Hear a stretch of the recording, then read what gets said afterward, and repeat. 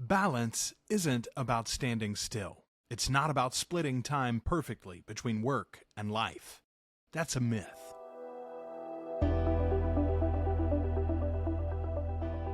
Real balance is momentum. It's knowing when to lean in, when to step back, and how to stay in control when everything is moving fast.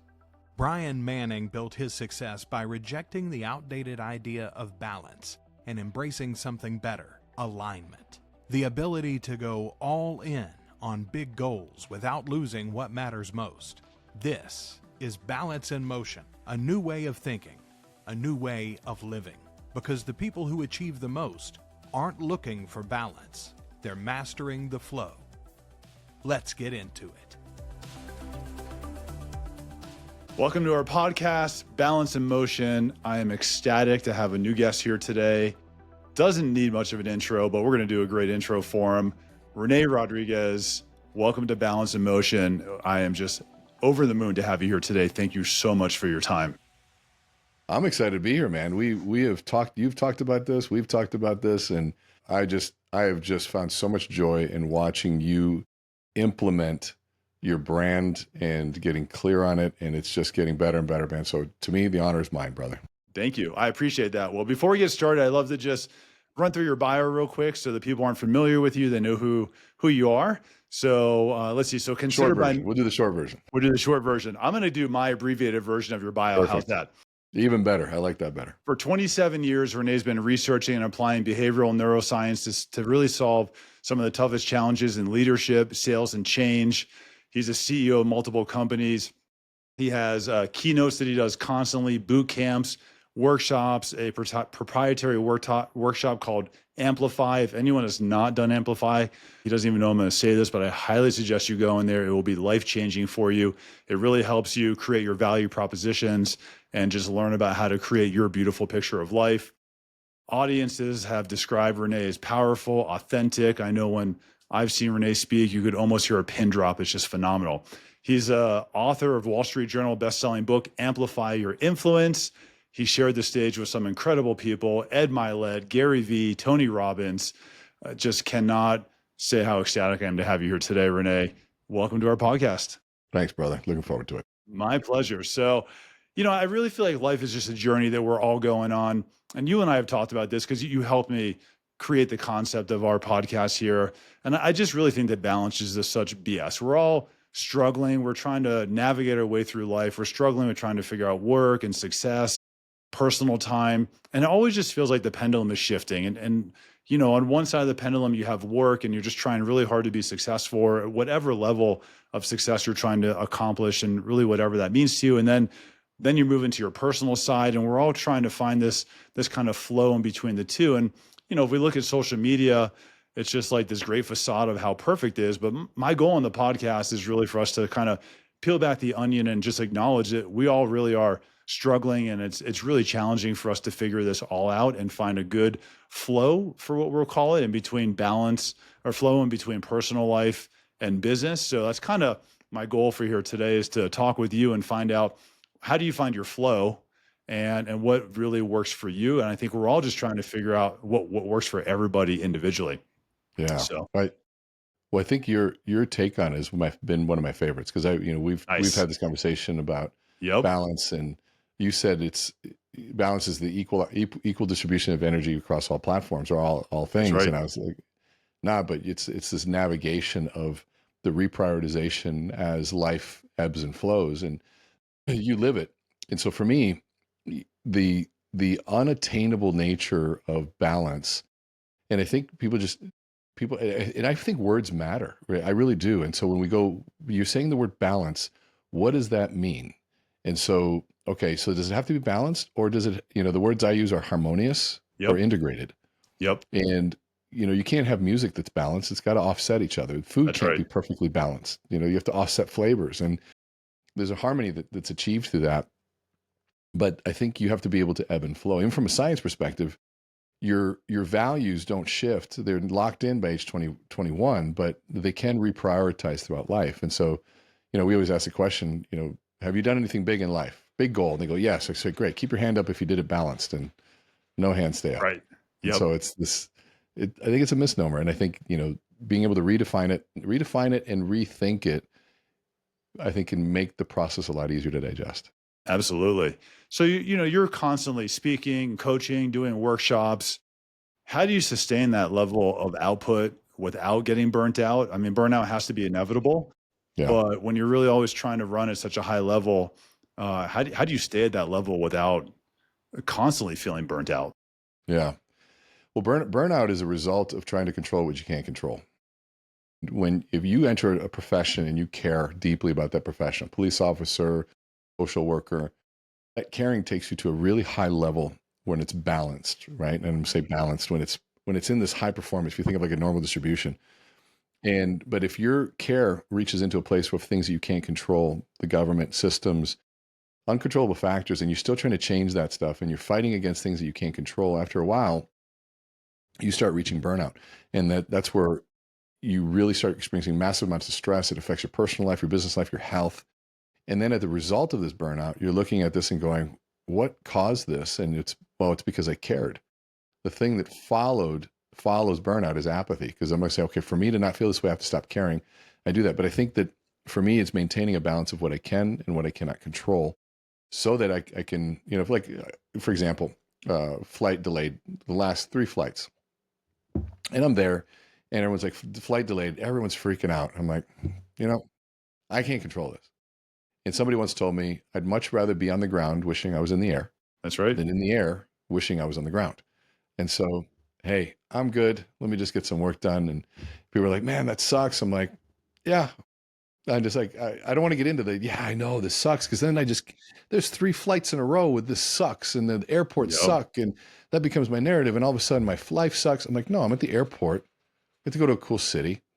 And, if I can control something, there's limited seating, then I'm going to try to influence my way onto that seat.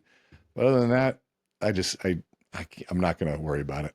Yeah. So is it fair to say, if we can't control the circumstances around us, we could really only control ourselves?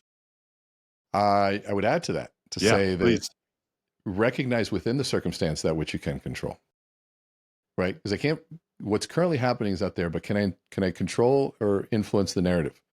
Can I talk to somebody about next time? Can I warn the client saying, hey, this might be the case? Can I use that time for something else? Can I talk to a flight attendant? Can I call a diamond line? Can I find another way? So I'm going to only that which I can control. That's right. And that's where you navigate it. Yeah, I like it. That's great. And, it almost feels like work-life balance has just been these kind of catchy words for a long time. And, we talked about flow being, probably feels more natural than work-life balance. How do you know when you're in the flow and everything just feels like it's going really well and you're just feeling good about it? I'm probably the worst to ask. I'd ask you, man. I think I'm flow, man. I flow in work. I'll tell you this, that I have come to find out for myself that if I can get my diet and exercise and sleep and water consumption in order, everything flows from there. So it sounds so cliche, right? No, it's not. But so I started a new program, and I take 47 supplements, and they're all laid out in my bathroom in order. There's wake, pre-workout, intra-workout, post-workout, meal 1, meal 2, before bed, after bed. There are just so many things. And they're like, how do you do that? I go, it sucks. But if I can navigate that, everything else is so much easier. Like, I'm navigating my food, my intake, my water consumption. I feel better than ever. I'm sleeping better than ever. And then work becomes easier. So it's like, if I can get those basics in play, like that one shift, get this in place. And if I'm out of shift, I'm out of place, that means, okay, when was the last time I worked out? Man, it's been 4 days, 3 days. Oh man, am I drinking water? No, I got a headache. Let me go drink water. These basic things, if I can do those, everything else seems to stem from there. And I feel like a lot of people, when they travel, really struggle with that. I was just talking to an Uber driver this morning, flying back from Cleveland on my way to the airport, and talking with him about travel. And he was in great shape. And, he was saying how he and his friends all struggle with traveling and balancing those 4 items, because those 4 items really are key. How do you balance that when you're traveling, or find your flow in that? In terms of working out and stuff? Yeah. Hydration, it's easy to lose track of one of them. So easily to just lose track of drinking water. And by the way, I am as guilty as anyone. You can see my before pictures as somebody who didn't do this. So I'm talking about my, last few years of figuring this out. I had to plan, like I go, somebody say, I don't have time. I go, show me your calendar. And they go, yeah. I said, see these meetings here? How important is this one? That's kind of important. I go, but you're going to show up, aren't you? He goes, yeah. I said, why don't you just make a meeting at the gym? Put it on your calendar. And so somebody else booked it. Oh, okay, so why don't you book it? And so for me, I just literally had to book these things, plan my team, even get my team involved. Is there a good gym there? Is there a refrigerator so I can keep my stuff there? Did I plan my electrolytes? And where's dinner going to be? Just those basic pieces. And I can just get up, walk in the gym, and it'll get my head around too. It's a crappy gym. All right, I'm just going to walk on the treadmill, do cardio, do some push-ups, or calisthenics. Better than nothing. I got a nicer gym. Cool. Is there a Lifetime nearby? To me, it's you just put those there, and I know all too well what life is like when I let that go. For sure. It's not happy. Yeah, you really feel it, for sure. So, with thriving businesses and traveling, and how do you stay present in personal life and business life, and without really feeling like you're failing in either? Yeah, that's a tough one. Staying present, right? And maybe there is no answer. Well, no, there's definitely an answer. I always try to be real congruent in the things that I'm good at and what I'm not. What I've come to realize for myself is I had to give up a couple things. And one of those was scrolling on social media. And what I found was that if by stopping, which by the way was really hard, I'm going on 11 months of not scrolling. So do you still have the app on your phone, or did you delete it completely? Okay. No, they're there and I use them. I mean, I post 40 videos a day right now. Wow. Across all platforms. So I have to keep track of things, but it's a proactive look versus a reactive look. Meaning if I'm scrolling, I'm saying, who's got the best hook to capture my dopamine and get me to control my life and my attention? Yep. That's the harsh view of it. Yep. Instead of me saying, I need to go look at something, and I proactively go consume it and put it away. And by not doing that, what was crazy is the outcome was, and even from a scientific perspective, a lot less dopamine depletion. And so smaller things were interesting to me, like reading, doing a crossword puzzle, my meetings, conversations with my kids. I'm able to be more present because I wasn't so depleted on dopamine, seeking other things for that. And so that was probably the biggest one for me, is just to stop scrolling. I was doing 4 hours a day at one point, and now I have a lot of followers, so I have to spend a lot of time on that. But I guarantee you, those 4 hours were not 100% productive. That's 45 hours a month. That's over a week full time. That's amazing. Yeah. Was there something that, like a catalyst that helped you realize that? Yeah, I think part of it was when I made the mistake of looking at screen time. And, I just kept saying to myself, I don't have time. I said, well, let me see where I'm like, whoa, that much time? And then the honest look, and of course, listening to people, are you always on your phone? My kids, Dad, can you put your phone down? Hey, I'm working, which I was a lot of the time. Yep. Most of it. But then, you know what? Can it wait? And how much of that is excuse? I mean, it's an honest look in the mirror and saying, who do I want to be and how do I want to come across? What kind of relationship do I want? It's not easy, but it's been worth it. Yeah, it's not easy. And I feel like it's kind of the go-to for so many of us. I look around where I'm standing in line at a restaurant or waiting to go on an airplane, whatever it is. And everybody, and I'm guilty of it as well, we all have our phone and we're just scrolling through it. And it is a hard thing because, like you've described, the dopamine fix that you get from it, it's a hard thing to get away from, for sure. Yeah, absolutely. And they know how to capture us too. That's thing. Right. They're right. good at it. Yep. In your personal life, do you have any non-negotiables that you kind of guard on we'll say maybe on a weekly basis, no matter how busy things get, travel schedule, et cetera? Any personal non-negotiables? At my workout right now, workout, my food, salt and diet right now. Those are my non-negotiables and the reason is because I negotiated them for so many years. And so when you realize, for me, when you find yourself at 308 pounds, 45% body fat, that life just shortened for you. Your quality of life went out the window. And then also my credibility. Like, who's going to believe me? Right. If I can't even take care of myself. And so to me, that became, people are like, well, why are you so disciplined on that? I'm like, because, and I show them a picture before, I'm like, because that guy wasn't. That guy was happy, meaning he chose happiness at every meal. This donut will make me happy. He chose happiness at every workout. I don't feel like working out. That made me happy. And so by choosing happy in every moment, I sacrifice long-term real joy and fulfillment because I just lived that way. And so for me, my food, diet, exercise, it's got to be number one. What was that journey like when you wake up one day and you're like, damn, I can't believe that this is where I am.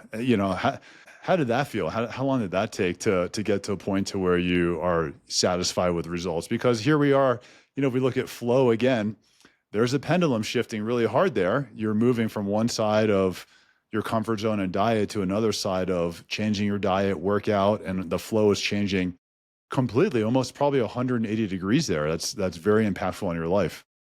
Well, when I looked in the mirror, and you can show this, I'm showing this here, and I saw that guy there on COVID, and my buddy sent that photo, or he took a screenshot, and I looked like Jabba the Hutt.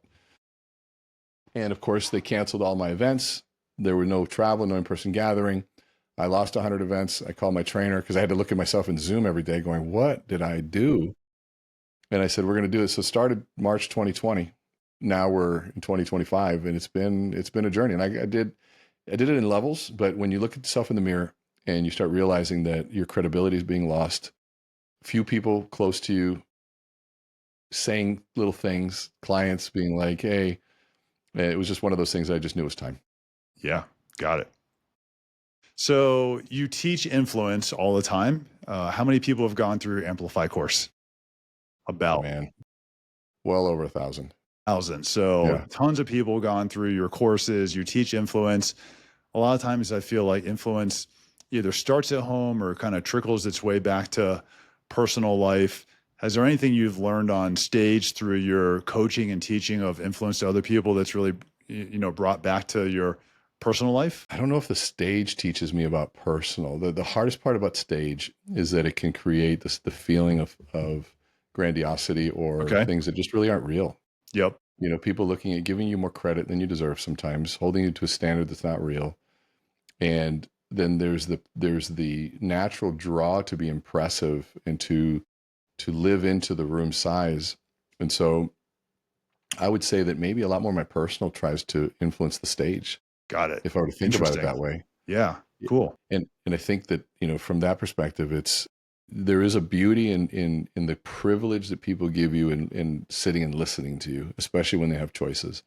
And so then you realize that the stage is really a place of service versus the person that says, I want to go up there and crush it on stage. I want to get a standing ovation. And I'll ask, I'm like, okay, so who's the stage for? Is it for you or for them? And he's like, what's for them? I said, well, what's the standing ovation for? He's like, yeah. I said, I said, forget the standing ovation. These people could get rid of you in a heartbeat. They could just give you a bad review. They could post a screenshot online. You could get canceled. There's so many things. You're there to serve an audience that has choices. And that, I think that it brings you to a humble place in reality of that this is a teamwork thing. I'm going to show up, you show up, and let's exchange value. Yeah. I love it. I was going to ask you if there's anything you've cut out of your life to kind of create more time and energy and space other than the reduction or the cutting out of the doom scroll. Is there anything else you've made for changes in your life that you think's really been impactful to help you with finding your flow? Man, saying no has been such a good thing. I don't do pick my brain anymore. I don't do in-person. I don't do lunches. It's just too much. Even just a 20-minute, half-hour drive time, we can Zoom. I just don't do those things anymore. And I'm a lot pickier in terms of calendar and all of that. It's got to be in the direction of where we're headed. And so I think that just being able to say no to those, and by the way, there's still more. Every single week, I'm like, I got to start saying no again. I'm naturally an overly generous heart, meaning I really do want to give, and combine that with an inability to track time real well. You become an overpromiser quick. And so for me, it's not so much that I don't want to, is that I have to have stop measures in place to not only prevent me disappointing and overpromising people, but also to protect things like my family, my diet, my exercise, my sleep. And by the way, there's times where I tell the group, I'm like, book me solid for the next 2 months. Yep. And they will, right? It just has to get done. But then I'm like, okay, give me 15 minutes in between. Right. But some days I just like one thing after, like, I mean, I think I did 4 webinars today. And so it's like, that's a lot. Exhausting. I call it, I'm guilty of it as well, being the Labrador retriever of mortgage lending. You know, it's like you just want to wag our tail and appease people and make people happy. And kind of like you said before, you're serving people. So any suggestions for people out there that are bad at saying no? How you kind of go through and identify, what do I say no to? Where do I start? Well, I think it becomes with the belief system first. Why are you saying yes to everything? And for me, it was about I mean, how deep you want to get as to why. We've done a lot of therapy on this, which is, growing up without a father, blah, blah, blah, blah, blah. And it's like, will they still love me if I say no? There's all sorts of things that are unconscious drivers of why we do things. The fear of disappointing somebody. And I mean, it sounds so elementary, but you'd be shocked at how many people still do say yes out of fear versus I'm guilty of it. Out of a loving place. And for me, my mantra, as cheesy as it sounds, is I'm good enough as I am. And that has helped me just to be able to set boundaries and to say no, or to find other ways around things that I can, saying I want to help, but I can't. Like sometimes I've also said no to a lot of the free keynotes. And, what they, they come and say, we don't have a budget. And I said, look, I want to speak there. One, I love speaking. I love the cause. Here's my challenge. I go, when I do that, my team pays for it, and which is the truth. Yeah. So they have to run all the logistics. They have to manage my calendar. They have to do all these things, and they get paid off the fees of my event. And so I'm making them work for free. I can't do that. I go, but now if I'm in town on this date and that date, I can swing by for half an hour, 45 minutes. And then, but it's already accounted for. It doesn't put any pressure on the team. I'll try to be flexible that way, but I've got to think of it from a bigger perspective. But, for those listening, it's ask yourself, why are you saying yes? And have that long, hard look in the mirror and see how truthful you can get with yourself. For sure. And for, there's so many young people that are up and comers and really aspiring to be high performers. And it's really easy to get lost in yourself. And it's just really easy to to lose track. You got any suggestions on, mentally and how you can keep your path going forward and keep clarity in your life and focus with everything without losing yourself? Yeah. I can't stress the importance of managing who you spend your time with and the people around you. We've all heard it. We're the average of the 5 people that we spend our time with. But even my friend Jonathan said, if you hang around 4 broke people, guess who's going to be the 5th? Yep. If you hang around 4 out of shape people, guess who's going to be the 5th? If you hang around 4 rich people, guess who's going to be the 5th? You hang around 4 in shape people, guess who's going to be the 5th? So we know that happens, but it is so much greater than we realize. And it's not about some dramatic thing about I'm cutting you out of my life. It's just about managing the time component. How much time am I doing this? And then we forget that what we consume, the podcasts, the doom scrolling, the negative media, if you're consuming those things, that becomes part of the influence factors that start weighing into how you perceive the world and your reality. For sure. And so really managing the input that you allow around you, and if you realize just how influential it is, unconsciously and subconsciously influential it is, you start becoming a lot more picky. Yep. I like it. Well, I would say my takeaways from today are holding yourself accountable for saying no, really maintaining what you want to focus on and the people you surround yourself with and the content you're digesting, and finding your flow. I really appreciate your time today and your focus. I feel like focus is probably as valuable as time right now in the world that we live in. So I just can't thank you enough, René, for talking with me and sharing a little part of yourself with us today. Thank you so much.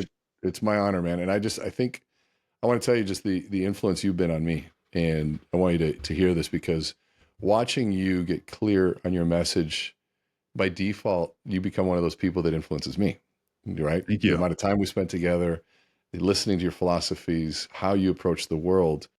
It is impossible not to question oneself when they hang around you. I start to question, man, am I flowing? Am I balancing? Watching your relationship with your wife and, how that prioritization, how you guys work out together, how you also hold everyone around you to a high standard. Everyone. you have this ability to hold people accountable in such a loving and respectful way.